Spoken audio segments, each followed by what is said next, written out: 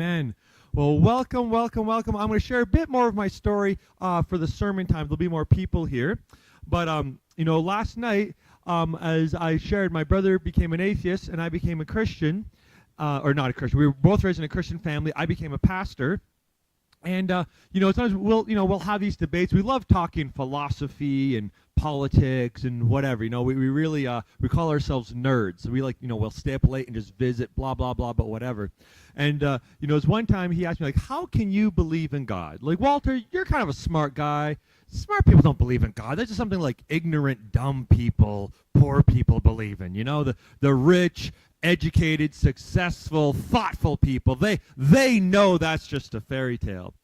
And I honestly I looked into his questions, and he had some big ones, right? So here's a really common one. Well, you just believe what your parents taught you. I'm like, well, I kind of do. I wasn't raised a Seventh-day Adventist, but I was raised in a Sabbath-keeping Christian family. And, there's some minor things I disagree with my parents on, but most of it I actually agree. When I go to the Bible, I was like, I wanted to have a different understanding of prophecy. When I go to the Bible, I'm like, no, that is the beast, etc. But you just believe what your parents taught you. You're like, number two, the Big Bang created the universe, not God.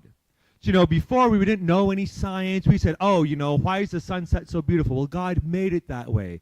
Now, with science, we know that's dust in the atmosphere, right? Or like when there's a forest fire, you get an extra beautiful sunset, or a dust storm because there's more particles in the atmosphere. So we don't just say God made it. I mean, he did, but we have an explanation for it, right? And so we don't need God to create the universe. The Big Bang did. Number three, every time, not every time, but almost every time you watch a nature show, I love watching nature shows, by the way, we don't need God. We have evolution to explain life, not creation. Another one, this one I was actually kind of nervous of. I will talk about this in the sermon time at 11 o'clock. Jesus is a legend or a fairy tale like Santa Claus. It makes us feel good. It's nice, this grandfather in the sky that throws blessings down on us if we say the right prayers, etc. But, we're on our own here. That's just a feel-good fairy tale, like the Easter Bunny or whatever, right? So Jesus is just a legend like Santa Claus, a story that evolved over hundreds of years. Number five, this isn't as popular now. This was a big deal when my brother became an atheist in 2014, and part of it was a reaction to the terrorist attack in 2001, where those terrorists flew the planes into New York and the Pentagon, and they were religiously motivated. They were extreme Muslims, right? Now, most Muslims don't do that. These are the extreme ones. There's also extreme Christians do some very bad stuff. Hitler's Germany claimed to be Christian. The Nazi soldiers had on their belt, God is with us. Now, God wasn't with them, but you know what I'm saying. So, but there was this reaction against that, not just that extreme Islam is bad, but that all religion is bad. That we should stop teaching kids about religion, that the world will be better, more peaceful, with not just without the extreme religion, but without any religion at all. And number six, this is a big one. If God were all-powerful and all good, he would stop evil. So one of my favorite scientists, Neil deGrasse Tyson, if you know him, I believe he's African-American. Well, I know he's black. I'm not sure what his heritage is. But he's just really good at explaining these cool science things in a way that makes sense to normal people. There's really smart people. You don't know what they're saying. There's people who, aren't experts, right? But it's special to have someone who's really brilliant and can make sense, explain something really cool about science in a way that, kids and regular people can understand. And so when he was asked about God, I was watching the YouTube video. Neil deGrasse Tyson, this really smart guy, a really popular science commentator, he said this: well, if God were all powerful and if he were all good, he would do away with evil. Since evil exists, then God cannot exist, a good, all-powerful, loving God. And we're going to take that apart. That's a big question for a lot of people. Probably if it's not the top one, it's the top three of why people don't believe in God. And that one's a little bit complicated. We're going to take time this afternoon, so do not go anywhere. We're going to go over these last two, 5 and 6 this afternoon. So this morning we're going to go over evidence, creation in Jesus, and this afternoon go over philosophy, 5 and 6, the world would be better without religion. Well, something that I have found is that people who don't believe in God, they'll often say, well, I believe in science instead of God. So something that I do, I love science. I took science for 2 years. I was a science major before I switched to theology to be a pastor. And I'm always, reading about science, watching documentaries, etc. So something that I do when I hear something about, well, I don't believe in God, I believe in science because of this, what I like to do is I like to go and look at the science. So number one, you just believe what your parents taught you, right? Who here believes quite similar to what your parents taught you? Raise your hand. All right, like that your parents were Christians, etc. Who here? I'm assuming, most of us are Christians. Who here is a Christian but grew up in an atheist family or a different religion? You grew up a Muslim or a Buddhist or whatever. Anybody switch religions?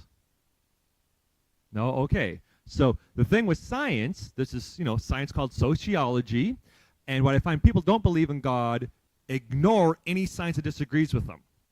Okay, they pick and choose. And the science with this says if your parents have the same religious beliefs, right, 82% of the time you will too. So both your parents are Buddhist, 82% of the time, most of the time, their children will be. If both parents are Muslims, most of the time their children will be. If both the parents are atheists, most of the time the children will be. And if both parents are Seventh-day Adventist Christians, most of the time the kids will be. Okay? And so what happens is that does not evidence God does not exist. Number one is evidence your parents do exist.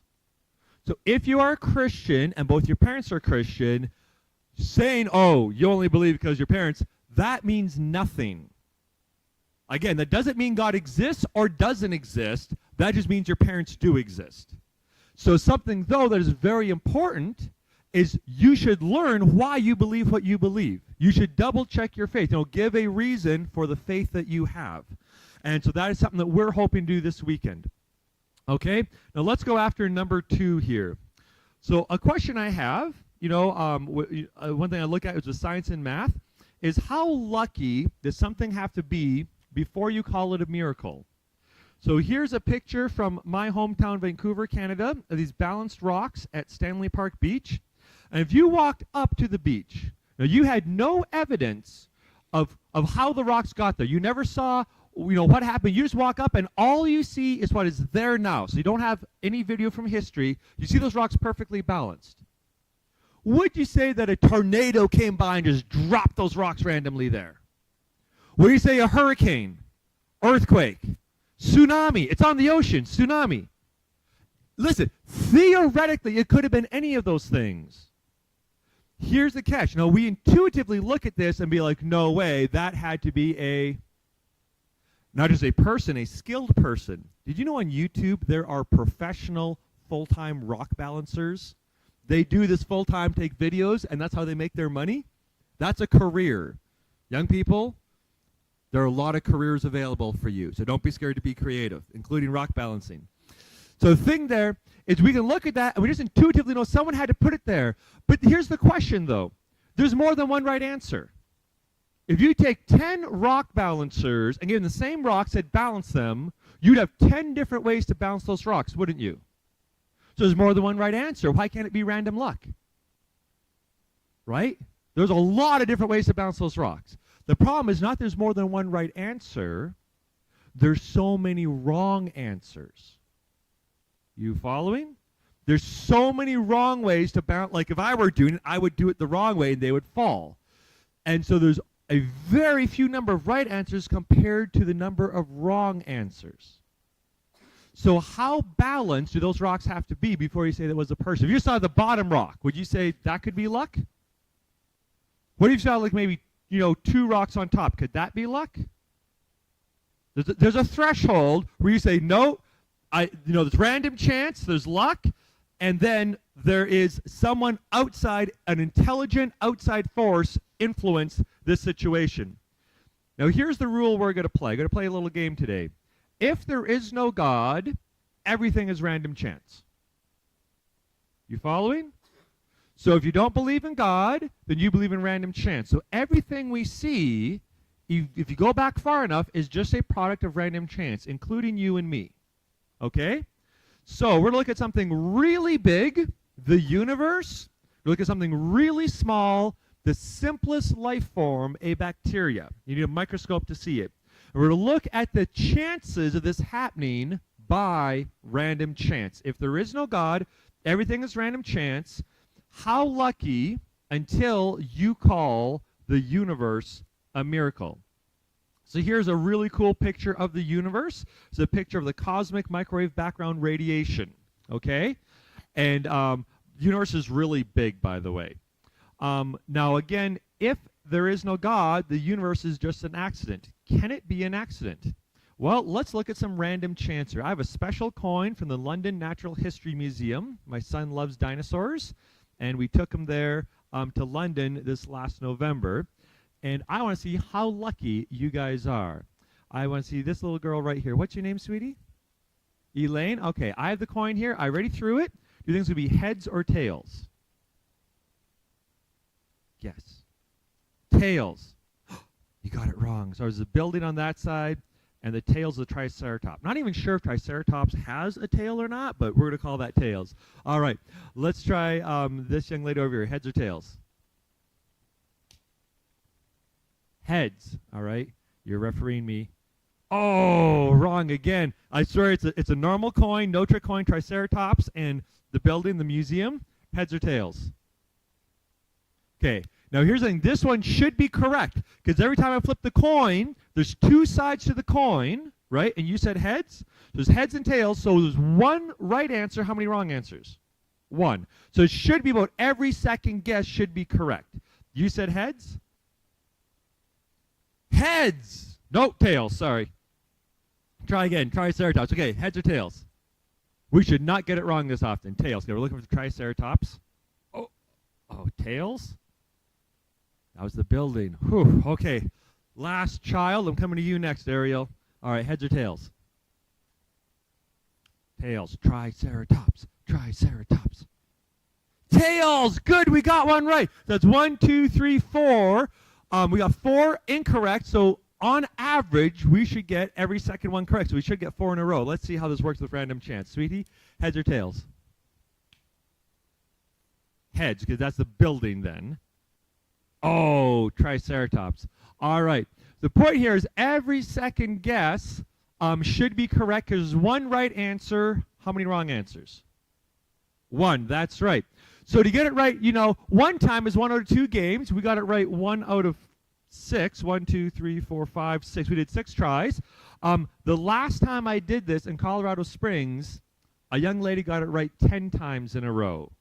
Okay, I did a little video of it. Rebecca, I gave her my coin. I had to steal this coin from my son this morning. I gave her my toonie from Canada. Now, to do that, you think, oh, every time it's 50-50. Yes, but every time you play it, it's twice as hard to get the next flip. See, luck is hard to get, especially as it gets more lucky. So 1 coin toss is 2. Then it doubles to 4. That's not a big deal. Then it goes to 8. So on average, if you play 8 games, someone will get it right 3 times in a row. Then it doubles to 16. That's twice as hard. 32, 64, 128, 256. In northern BC, a young man got it right 9 times. That's 1 out of 500. By the way, my audiences are very lucky because I've not done the sermon 500 times. And I've been sharing how he was so lucky to get it 512. And last weekend in Colorado Springs, a young lady got it right 10 times in a row. And it was live stream. We have a whole church full of witnesses. And that should be 1 out of 1,000 games. Think, okay, now that's to get it right 10 times in a row. How much to get it right 100 times in a row? Would that be 100 times harder? More, because every time it doubles, it's not 100 times harder. It's not 1,000,000 times harder, right? Because again, everyone goes from 1,000 to 2,000 to 4,000 to 8,000.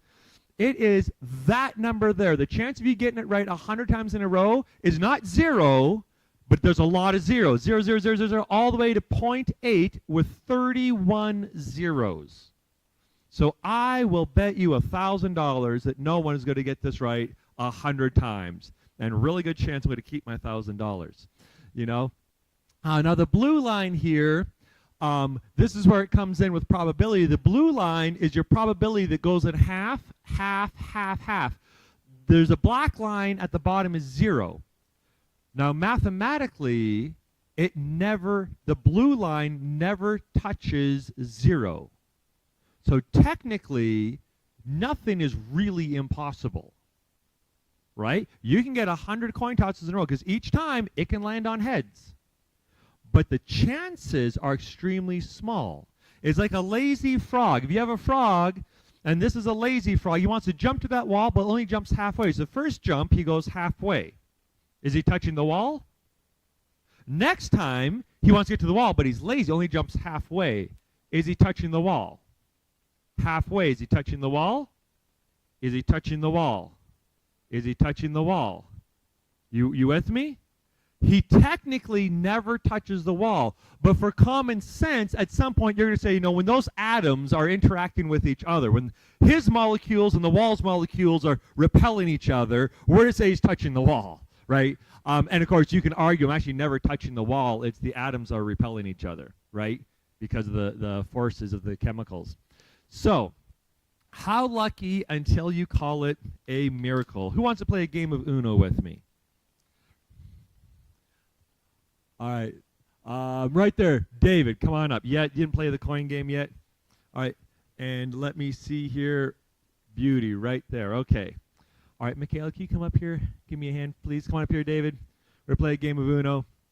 Stand right over here. All right, and Michaela, I'm going to pass you my cards because I'm kind of doing this. You're just going to put them up here on display, okay? So maybe you can stand right here. Or, yeah, you stand right here. And David, why don't you come over here so everybody can see you? All right. So, David, I got to ask you, you feeling lucky? All right, you got a 4. That's a pretty good card. Let's see what I got. Okay, now, I very carefully shuffled these cards earlier to make sure it's nice and fair, okay?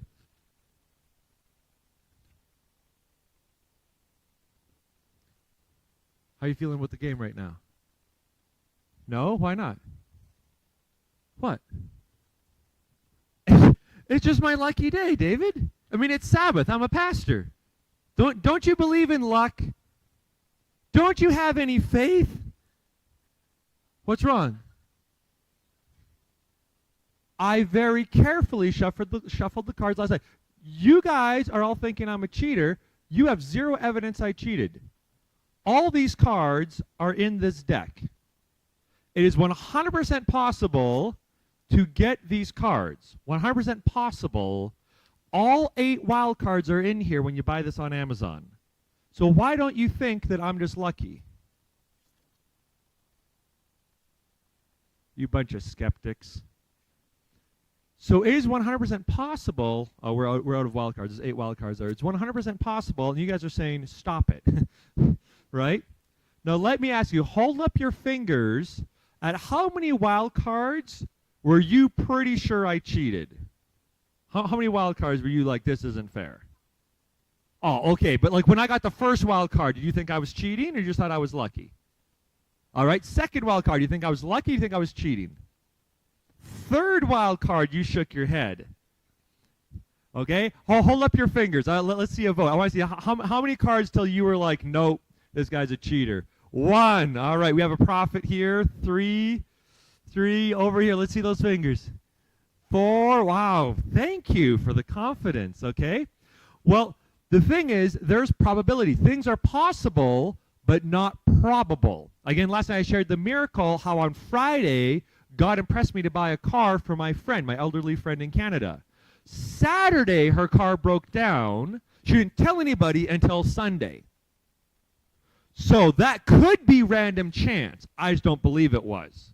I believe God told me a day ahead of time, as just like him just flexing, I need to buy my friend a car. Again, not something I normally do. In fact, I don't think I really bought anybody a car other than like I gave my old car to my mom. And then he did it ahead of time just to increase my faith, give me a cool sermon illustration. But it could have been random chance. It's possible, just not probable. Okay? And again, all 8 cards are in this deck. Thanks so much, David. You go have a seat. So this is, some people say, well, you're cheating. Don't blame God for what you don't understand. What we're going to go over today is not stuff we don't understand, it's stuff we do understand.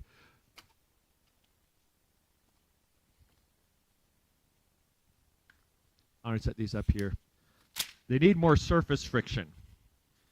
The chemicals between that pulpit and the paper cards is not having enough friction. So we're going to increase the coefficient of friction right here. Okay. Michaela, could you... Oh, she took off. Can you stack those up for me to make a good illustration? Thank you so much. All right. So the chance of getting the first wild card is 1 in 14 games. If Dave and I would play 14 games, chances are, randomly, I would get 1 wild card for my first card. Then if I wanted to get 2 wild cards, we'd have to play 200 games. Right there, okay? 3 wild cards, we'd have to play 4,000 games. Now you instinctively know that. Now we had 4 and we had 1, but most people say 3. Often I do this in schools, I'll have a kid yell out cheater. One time I had a young girl just yell out after one guy, "You cheated!" I was like, whoa, easy there. Time out, Junior. We had fun with it. But most people are at the 3. They stop believing in random luck at 4,000, 1 in 4,000 games. You get 4 in a row, but now it goes to 80,000. So it's dramatically, because there's less wild cards left to pick from, right? So it's not 1 out of 10 or 1 out of 14. It decreases dramatically until to get all 8 wild cards is possible, but David and I would have to play 400 billion games. So that's where, all of you are not on board with the 8 wild cards, okay? Now, 400 billion is 11 zeros. That's a lot of zeros, okay?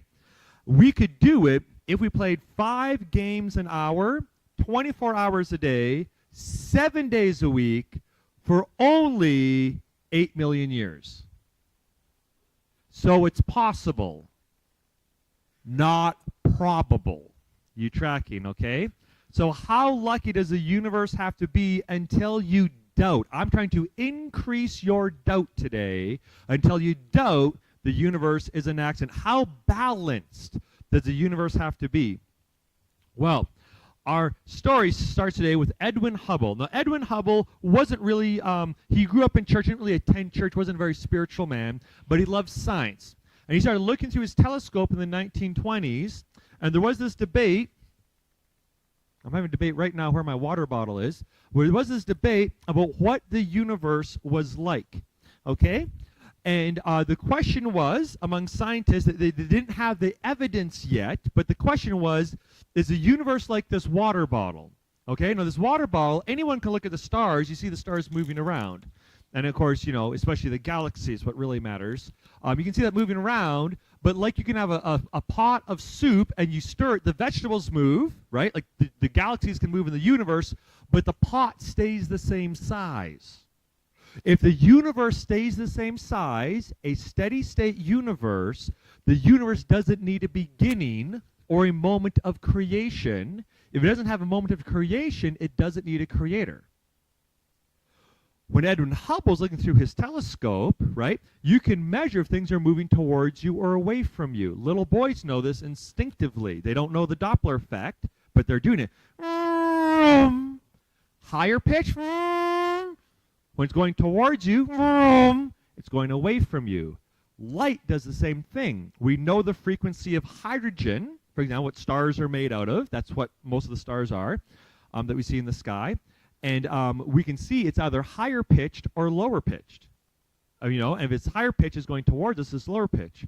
Well, as Edwin Hubble looked through his telescope in the 1920s, right, pretend all these green things aren't stars, but galaxies, fuzzy stars. You look in the sky, the clear stars is one star. The fuzzy stars are a galaxy, which is billions of stars in a cluster. We are in the Milky Way galaxy.